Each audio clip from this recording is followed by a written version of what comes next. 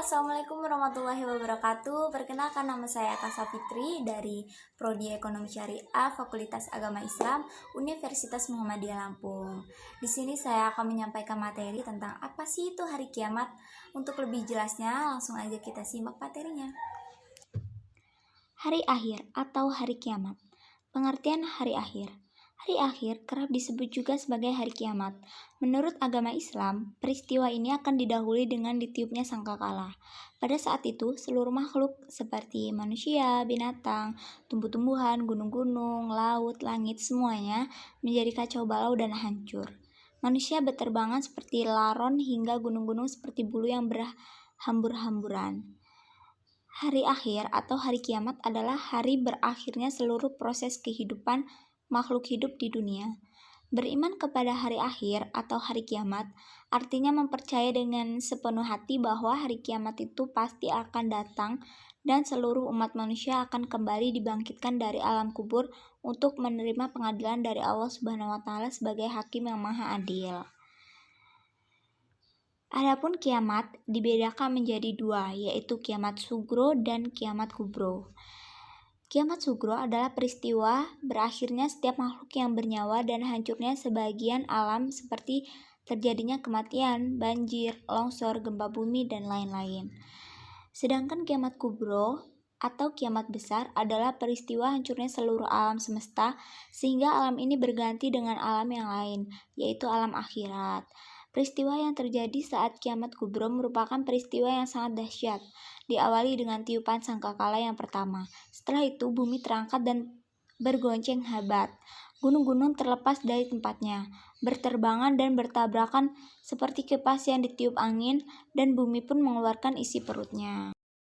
Nah, jadi hari kiamat itu adalah peristiwa hancurnya semesta alam beserta isinya, termasuk makhluk-makhluk hidup ciptaan Allah seperti kita, manusia, binatang, semuanya.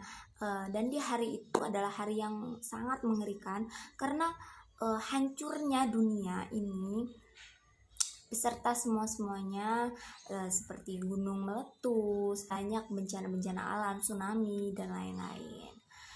Dan kiamat juga dibagi menjadi dua, yaitu kiamat sugro dan kiamat kubro. Apa sih itu kiamat sugro? Kiamat sugro itu kiamat yang kecil. Apa contohnya? Kiamat sugro itu seperti bencana-bencana alam, seperti banjir, terus gunung meletus, tsunami, itu termasuk dalam kiamat sugro. Dan untuk kiamat kubro itu apa sih? Kiamat kubro itu adalah kiamat besar. Seperti apa? Seperti contohnya itu peristiwa yang sangat dahsyat karena hancurnya seluruh alam semesta beserta manusia dan segala isi-isinya gitu. Oke, kita lanjut yang B, tanda-tanda hari kiamat. Berikut adalah tanda-tanda hari kiamat, yaitu munculnya Imam Mahdi, munculnya Dajjal, Nabi Isa AS menjadi pemimpin dunia, munculnya Ya'juj dan Ma'juj, matahari terbit dari barat, kemunculan binatang melata, ada kabut dan angin berembus, munculnya api, terjadinya gempa, dan kehancurannya Ka'bah. Nah, itulah tadi tanda-tanda hari kiamat. Jadi kita sebagai ciptaan Allah sebaiknya kita mempersiapkan. Kita kan nggak tahu nih kapan kita akan menghadapi hari kiamat, ataukah kita akan ketemu dengan hari itu ataukah enggak, kita semua nggak tahu. Yang jelas kita harus mempersiapkan sejak dini amalan-amalan kita, sebaiknya menjauhkan dari perbuatan-perbuatan yang tidak baik. Oke, lanjut bagian C, yaitu nama-nama hari kiamat. Yang pertama ada Yaumul Qiyamah, yang berarti hari kiamat. Yang kedua Yaumul Akhir, yang berarti hari akhir. Yang ketiga Yaumus Sa'ah, yang berarti masa yang ditetapkan. Yang keempat Yaumul Hisab, atau hari perhitungan. Yang kelima Yaumul Waqi'ah, yang berarti peristiwa yang pasti berlaku. Yang keenam Yaumul Haqqah, atau peristiwa yang sebenarnya. Yang ketujuh Yaumul Qari'ah, artinya hari yang menggemparkan. Yang kedelapan Yaumuz Zalzalah, yang artinya hari goncangan. Yang kesembilan Yaumul Jaza, atau hari pembalasan, dan yang terakhir Yaumul Fas, yaitu hari keputusan. Lanjut bagian D. Berikut berbagai peristiwa yang terkait dengan hari akhir. Allah Subhanahu wa Ta'ala menjelaskan dalam Al-Quran berbagai peristiwa yang akan dialami oleh setiap manusia sesudah hari akhir adalah sebagai berikut. Yang pertama ada Yaumul Barzah atau alam kubur. Alam barzah adalah kurun waktu atau periode di antara saat kematian manusia di dunia dengan saat pembangkitan atau dihidupkannya kembali manusia di hari pembalasan. Alam kubur merupakan batas antara alam dunia dan alam akhirat. Setiap manusia akan mengalami alam kubur, dan alam kubur bersifat sementara, yaitu menunggu datangnya hari kiamat yang kemudian dibangkitkan atau dihidupkan kembali. Yang kedua ada Yaumul Ba'ts atau hari kebangkitan. Yaumul Ba'ts artinya dari hari kebangkitan manusia dari alam kubur menuju kepada mahsyar. Yaumul Ba'ts terjadi setelah malaikat Israfil meniup sangkakala yang kedua kalinya.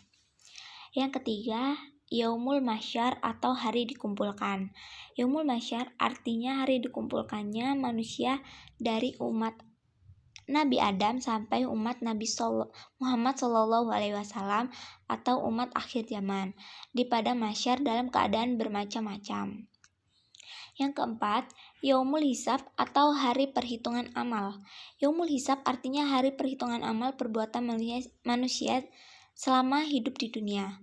Ketika dilaksanakan hisab ini, yang berbicara bukanlah mulut, tetapi semua anggota badan yang menjadi saksi, sehingga tidak ada pun perbuatan yang terlepas dari perhitungan.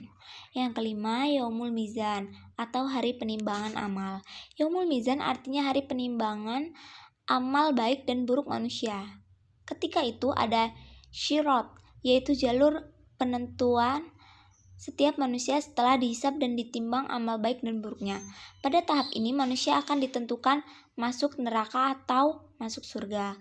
Bagi orang beriman dan beramal soleh, kelak setelah hari kiamat akan mendapatkan syafaat berupa kemudahan dan keringanan dari berbagai kesulitan yang dihadapi manusia di hari kiamat. Yang keenam yaitu Syirat. Syirat adalah jembatan yang dipasang di atas neraka jahanam dengan jalan yang sangat menakutkan. Semua manusia akan melewatinya untuk menuju ke surga. Di antara mereka ada yang melaluinya dengan sekejap mata, ada pula yang melaluinya secepat kilat. Ada yang seperti angin, ada yang seperti burung, ada yang secepat lari kuda, ada yang berlari atau berjalan, ada pula yang merangkak, dan ada yang diseret. Semuanya berjalan sesuai dengan amalnya, sehingga seseorang yang berjalan dengan sinar yang hanya sebesar ibu jari kakinya. Di antara mereka ada yang diambil kemudian dilempar ke dalam neraka. Barang siapa yang dapat melewati syirat ini, maka ia masuk surga. Dan yang terakhir yaitu surga atau neraka. Surga adalah tempat mulia yang Allah sediakan untuk orang-orang bertakwa pada hari kiamat nanti. Di dalamnya ada sungai-sungai yang mengalir, kamar-kamar yang megah, dan istri-istri yang cantik. Di dalamnya terdapat apa saja yang diinginkan oleh jiwa dan disenangi oleh mata memandang. Kenikmatannya tidak pernah dilihat mata, tidak pernah didengar telinga, dan tidak pernah terdeteksi hati manusia. Kenikmatannya tidak akan pernah habis dan punah. Mereka akan kekal dalam kenikmatan tersebut tanpa ada hentinya. Neraka. Neraka adalah tempat azab atau siksaan yang Allah sediakan untuk orang-orang kafir dan berbuat maksiat. Di dalamnya terdapat berbagai macam siksaan dan beragam hukuman. Penjaganya malaikat yang sangat kasar dan keras. Orang-orang kafir akan kekal di dalamnya. Makanan mereka zakum atau sebuah pohon dalam neraka. Buahnya sangat pahit dan busuk baunya. Dan minuman mereka hamim atau air panas yang mendidih. Api dunia ini hanya merupakan satu bagian dari 70 bagian dari panasnya api jahanam. Api jahanam lebih panas 69 kali dari api dunia, di mana setiap bagiannya sama panasnya dengan api dunia atau lebih. Nah, itu tadi materi yang udah saya sampaikan. Semoga teman-teman semua dapat tahu ya, bisa memahami semua, ya walaupun nggak seberapa banyak, cuman semoga teman-teman semua bisa dapat pengalaman pengajaran dari apa yang saya sampaikan. Semoga juga kita bisa sharing-sharing. Untuk teman-teman yang mau menambahkan juga bisa berkomentar di bawah ini. Banyak kurangnya, banyak salahnya, saya mohon maaf kepada teman-teman semua. Jika ada kata-kata saya yang kurang enak, tutur kata yang kurang baik, mohon dimaafkan yang sebesar-besarnya. Terima kasih telah menonton video ini sampai akhir. Saya tutup. Wassalamualaikum warahmatullahi wabarakatuh. Bye-bye.